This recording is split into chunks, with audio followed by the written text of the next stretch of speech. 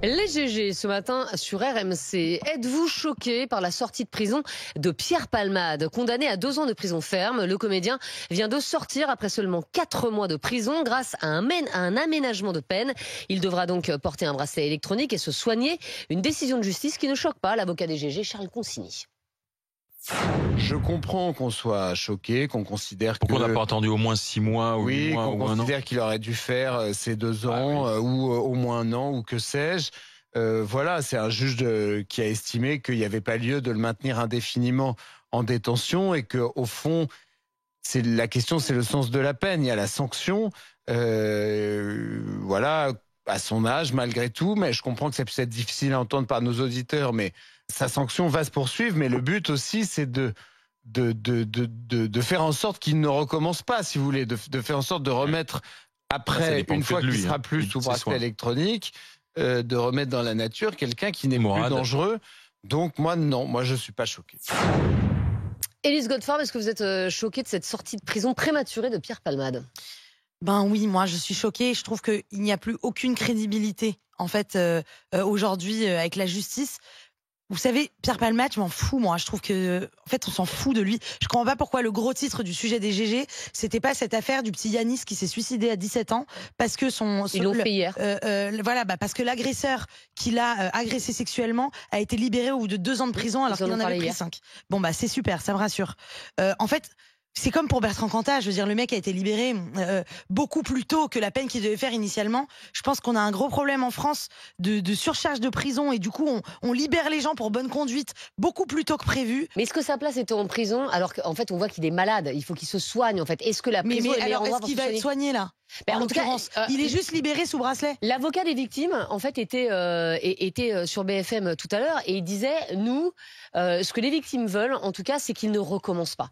C'est qu'il ne récidive pas et qu'il se soigne. Voilà, que ça n'arrive pas à d'autres familles. Il est en prison depuis 2 minutes. Comment voulez-vous que d'une part il soit sevré, que d'autre part, est-ce qu'il va avoir un suivi obligatoire? Est-ce qu'il va être en hôpital psychiatrique? C'est l'idée. C'est l'idée, mais on sait comment ça se passe, l'idée. D'accord? Donc en réalité. Est-ce que c'est un danger aujourd'hui pour la société? C'est ça aussi. Pourquoi on sort de prison? Est-ce qu'on est encore un danger pour la société? Bah, écoutez-moi, il a quand même tué un fœtus de femme enceinte. Je veux dire, il a mis des gens en danger de mort. Donc, oui, c'est un danger pour la société. Une personne aujourd'hui qui a des addictions aux drogues et à l'alcool de façon aussi poussée. Donc, il faut qu'il se soigne. Oui, il faut qu'il se soigne, mais il faut que la justice aille au bout du process. Parce que c'est toujours la même chose quand on dit aux gens, bon, bah, on va le libérer sous bracelet, puis on va vérifier vraiment qu'il aille chez un psy. Mais bon, ce suivi, est-ce qu'il est vraiment effectué? J'ai pas l'impression. Le taux de récidive, il est quand même énorme en France. Il est à 40%. Fred Hermel. Alors déjà, ma chère Élise, 4 mois, c'est pas 2 minutes en prison. Je te promets. Va un jour, ne passer qu'une journée en prison et tu verras ce que c'est. Moi, je suis visiteur de prison et je peux te dire que 4 mois en prison, ça marque. Ça, je peux te l'assurer. Ensuite, il a été condamné à 2 ans, qui est déjà une peine lourde. Et en général, en France, quand 5 ans de 2 ans ferme. Ouais, 2 ans ferme. Quand tu as 2 ans ferme, tu fais pas tes 2 ans en fait. En général, c'est très rapidement adapté avec un bracelet électronique. Donc, je comprends qu'on puisse être choqué. Moi, je ne le suis pas. Moi, je ne le suis pas parce que j'ai vraiment l'impression que la justice a suivi son cours. La peine a été réel. Il a passé 4 mois en prison. En plus, quand tu es une personne connue, donc tu es considéré comme vulnérable, tu es mise à part, tu es en isolement, c'est très compliqué. Non, enfin, c'est tout ça. Enfin, c'est-à-dire que faut pas croire qu'il peut aussi avoir des petits privilèges. Oui, la prison, c'est l'horreur. Donc 4 mois, je pense qu'il a compris. Oui, enfin, il n'est pas allé en prison, il est pour rien. Enfin, c'est une peine. C'est-à-dire qu'il avait fait quelque chose pour aller en prison. D'ailleurs, il n'a pas fait appel de cette peine. Je veux dire, par respect pour les victimes. Donc ça, c'est aussi louable. On ne peut pas juste pleurer sur son cas. Enfin, non, il n'est pas entré en prison pour rien. Personne ne pleure sur son cas. Il a fait 4 mois de prison ferme. Il va avoir un bracelet électronique jusqu'à la fin de sa peine. Il y a une injonction de soins. C'est quelqu'un de malade qui doit être soigné. Est-il aujourd'hui un danger pour la société?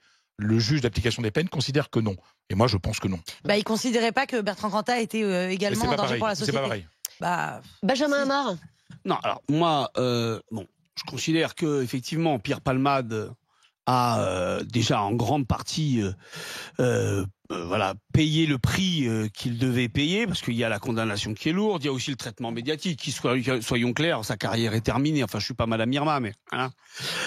Pour autant, il est clair que en France, quand on a une peine d'incarcération, on considère qu'avec la bonne conduite, etc., on en fera la moitié. Là, on en est loin quand même. Hein. Il n'a pas fait 1 an, il a fait 4 mois. Tout à fait.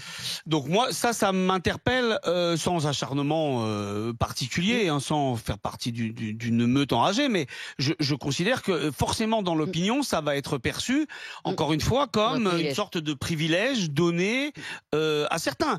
Parce que, alors, effectivement, quand on est connu médiatiquement, on va dans des quartiers de personnes connues, dites vulnérables. Tous ceux qui ont été dans ces quartiers-là, je pense par exemple à Pierre Bouton, par exemple, expliquent bien évidemment, il vaut bien mieux être là que d'être dans le régime général. Et à 5 dans la même cellule, oui. Donc là, moi, je considère que, alors, j'entends ce que disaient les familles des victimes. Je considère que ça, c'est quand même quelque chose de très important. Mais la question de savoir, c'est plus un danger pour la société. S'il est en cours de soins, si par hasard un jour il prend une caisse alors qu'il est encore sous drogue, vous espérez qu'on lui a retiré son permis. Oui, alors je rappelle juste quand même, parce que moi j'ai un peu de mémoire. Je vous rappelle que alors qu'il était, la procédure était en cours, on l'avait retrouvé en boîte de nuit. Et qu'il y avait des vidéos qui avaient tourné, etc. quand même. Hein.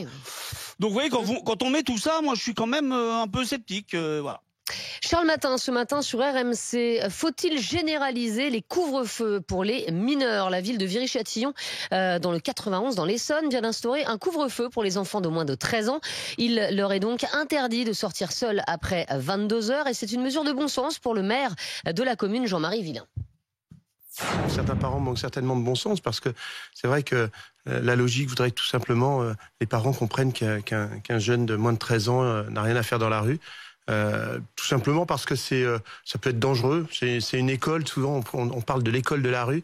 À mon sens, l'école de la rue, c'est surtout l'école où on risque de se faire taper dessus, où on risque de tomber dans les trafics de stupéfiants. Le plus important, c'est de se dire, on fait de la prévention quand on demande à ce que les parents interdisent aussi à leurs enfants de sortir lorsqu'ils ont moins de 13 ans.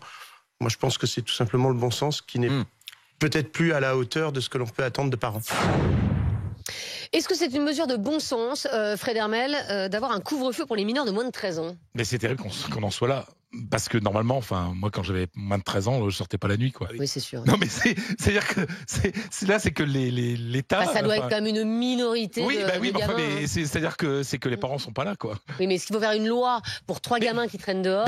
Le problème, c'est ça. Mais de toute façon, pour ceux qui ne traînaient pas, ils vont pas traîner. Voilà, ça va ne concerner justement que les gamins qui traînent dehors. Les autres, ils sont accompagnés par leurs parents. Donc voilà. Mais ce qui est terrible, c'est que la société soit obligée d'éduquer, de mettre des lois parce que les parents ne font pas leur travail de parents. Voilà. Benjamin Amar, est-ce que vous avez des élèves qui traînent comme ça dehors? Alors moi, mes élèves, ils sont un peu plus grands. Hein, ils sont un peu plus. Mais moi, j'ai déjà vu régulièrement des jeunes sortir, notamment pendant l'été, très tard. Y a quand même un certain nombre de soucis. Il y a un certain nombre de faits divers dans lesquels des jeunes étaient impliqués et où il y avait ces problèmes de sortie nocturne, etc. Il y a là en ce moment une excellente série sur Netflix. Alors, elle croise plusieurs faits divers. Adolescence. Moi, quand je l'ai vu, la première chose qui m'a sidéré, c'est que le gamin qui a 13 ans est dehors, effectivement, jusqu'à 22 heures, etc. Donc, et c'est inspiré de plusieurs faits divers, encore une fois. Donc, moi, je considère que oui, ça semble du bon sens. Mais c'est un vrai souci qui concerne qu'une petite partie de la jeunesse. Mais clairement, dans les villes, en tout cas, dans lesquelles on voit des faits de délinquance, etc., si cette loi est nécessaire, qu'elle se fasse. Les GG ce matin sur RMC. L'augmentation des radars chantiers vous paraît-elle normale ou scandaleuse? Positionnés à l'origine à proximité de travaux sur les routes et les autoroutes, ces radars provisoires seront désormais déployés partout et leur nombre va même doubler d'ici la fin de l'année. Mais ces radars chantiers mettent très en colère certains habitants, comme nous l'expliquait Manon, auditrice RMC dans le Var, qui témoignait dans les GG. Moi j'habite donc à Pignan, qui est à 40 minutes au-dessus de Toulon, qui est un petit village d'arrière-pays, on est un peu moins de 5000. Et on a un radar mobile, donc qui se balade depuis un an et demi, quelque chose comme ça, sur 4 à 5 points différents. Et je peux vous dire que le radar ne passe pas les 24 heures. En fait, ils sont poussés dans le fossé systématiquement par les tracteurs, parce que moi, c'est très viticole, par les gens qui ont des camions ou juste ceux qui ont des 4x4 avec les pare-buffles devant, qui ont des voitures assez puissantes pour les pousser. Et quand c'est pas le cas, de toute façon, ils finissent avec un petit coup de bombe noire. Parce que là où on est, je suis désolée, mais ça va. Enfin, les routes, de toute façon, on peut pas rouler comme des tarés parce qu'on finirait dans le fossé comme des grands. Tout seul, on n'a pas besoin d'aide pour ça. Et en fait, les gens en ont juste marre. Mais marre. Est-ce que pour vous, Benjamin Amar, l'augmentation des radars chantiers, c'est normal ou est-ce qu'au contraire, c'est scandaleux? Non, c'est pas du tout scandaleux. Les chiffres de la sécurité routière sont depuis plusieurs années repartis dans une mauvaise dynamique. Donc, moi, je veux dire, encore une fois, la limitation de vitesse, il faut la respecter. Il y a beaucoup de gens qui ne le font pas. Sur la route, on voit des comportements hallucinants. Et on le sait bien, on a réussi à faire baisser les chiffres de la sécurité routière dans la dernière décennie en étant plus répressif, plus coercitif, etc. Donc, moi, j'entends... Mais là, ils vont être déployés partout, même quand il n'y a pas de chantier. Enfin, c'est quand même bizarre. Ouais, écoutez, si vous respectez vos limitations de vitesse, si vous arrêtez de faire Fangio, tout ira très bien. Moi, j'en ai marre de ça. Et d'ailleurs, j'étais retombé moi sur des archives INA sur les gens qui expliquaient à l'époque où le port de la ceinture était devenu obligatoire. Il y avait des tas de gens qui trouvaient ça scandaleux. Ils conduisaient très bien, ils conduisaient même mieux sans la ceinture, etc. Donc non, écoutez, ça suffit. La sécurité routière, les chiffres doivent continuer à baisser. Et pour ça, effectivement, il faut de la contrainte, il faut de la surveillance, parce que la nature humaine est faite comme ça.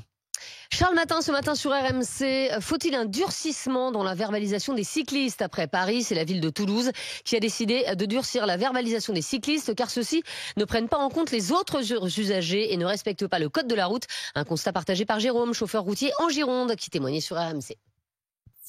Nous, à la campagne, on a les cyclotouristes et les sportifs. Je faisais des ramasses de vin dans les châteaux, dans la route des châteaux du Médoc. Tous les mercredis, ou même en semaine, vous tapez, alors la route est sinueuse, vous tapez des pelotons de vélos de 15 à 20 personnes, où là, la route, elle est à eux. Est-ce qu'il faut plus de sanctions contre les cyclistes à la campagne, mais également en ville, Élise Goldfarb? Oui, je pense. Moi, je suis cycliste à Paris. Je suis ce genre de bobo, évidemment. Tu dois être affreuse. Non. Moi, je connais quelqu'un qui est décédé en grillant un feu rouge à vélo. Donc, et puis c'était il y a assez longtemps. Donc, je fais ultra gaffe. Moi, je suis une mère juive avec moi-même. J'ai hyper peur qu'il m'arrive une merde. Je m'aime beaucoup trop pour ça. En revanche, je vois bien que je suis la seule de tous mes potes à respecter les feux rouges, d'une part, et la seule peut-être de tous mes potes, de tout Paris, je veux dire. Personne ne respecte le code de la route, mais j'observe aussi, en étant cycliste, que les voitures sont des sacrés sagouins de temps en temps. Franchement, moi, on me fait des coups. J'ai failli me faire renverser par des voitures, mais 1000 fois, parce qu'ils sont tellement agacés de fait par les vélos, qui nous collent hyper près, qui ne respectent pas les voies de vélo sur les routes. Vous savez, ils ne font pas de place. Ça, c'est inadmissible. Et alors, pour moi, la lie de l'humanité, ça reste les piétons. Non, mais alors, les piétons, je suis désolée, c'est comme les cyclistes. Pour eux, les passages piétons, ça n'existe pas. Donc, il y a personne qui respecte les passages piétons, personne qui regarde la route quand ils traversent. Franchement, je me dis parfois, mais comment les gens ne meurent pas comme dans GTA? Mais parce qu'on regarde notre portable, tellement ils regardent pas la route. On peut pas faire deux choses à la fois. Mais oui, mais c'est fou de autant pas tenir à sa vie. En fait, qu'on soit vélo, piéton ou voiture, regardez autour de vous ce qui est en train de se passer quand même. Voilà. Et mettez des casques, les cyclistes, ça me fout l'angoisse. Moi, j'ai pas de casque, je m'angoisse moi-même. Je suis vraiment la meuf qui fais ce que je dis parce que c'est ça. Ouais, RMC Sport, évidemment, on va revenir sur la Ligue des Champions. Le Paris Saint-Germain va-t-il caler en demi-finale? Hier soir, le PSG s'est qualifié en souffrant lors de son match retour face à Aston Villa, mais l'équipe parisienne, je vous le disais, s'est fait très peur et n'a pas vraiment rassuré ses supporters rencontrés par nos reporters RMC. On est chaud aux fesses. À la fin, c'était dur. On pensait que ça allait être plus facile que ça quand même. Là, quand tu es à 2-0 à la 28e minute, tu te dis, bon, on va être tranquille là et tout. Puis finalement, comme d'hab, avec Paris, on sait jamais. Hein. J'ai revécu la remontada, c'était dur. Moi, ça fait 25 ans que je suis pour Paris, mais là, c'est bon avec Luis Enrique, on a tout donné. Maintenant, améliorer peut-être la défense et peut-être l'attaque, un peu plus de finition. Et c'est vrai que le Paris Saint-Germain a fait très peur à ses supporters hier, Fred Hervel. C'est-à-dire qu'en fait, tu arrives, tu vois le PSG gagne 2-0. Bon, c'est bon, ils ont gagné 3-1 l'aller et derrière. Et tu souffres, comme à chaque fois. Mais c'est aussi pour ça que les supporters aiment ce club. Oui. Non, c'est pas non, mais en face, c'est Aston Villa, c'est quand même une équipe oui, on n'est pas sûr, qui a tellement pas l'habitude de la Ligue des Champions qu'ils sont plantés d'hymnes. Ils ont mis l'hymne de la Ligue Europa, la deuxième division de l'Europe. Enfin, franchement, ils menaient 2-0. Enfin, je pense que ça va être très très dur pour le PSG après, parce que franchement, c'est une équipe que jusqu'ici, franchement, le parcours était bien. Le match allait très maîtrisé. Ils avaient pris un but. Ils avaient bien réagi, etc. Contre Liverpool. Mais là, on les trouve très fébriles finalement. Oui, mais comme d'hab. Comme d'hab. Alors qu'on pensait qu'avec Luis Enrique, l'entraîneur espagnol, ça allait s'améliorer. Et non.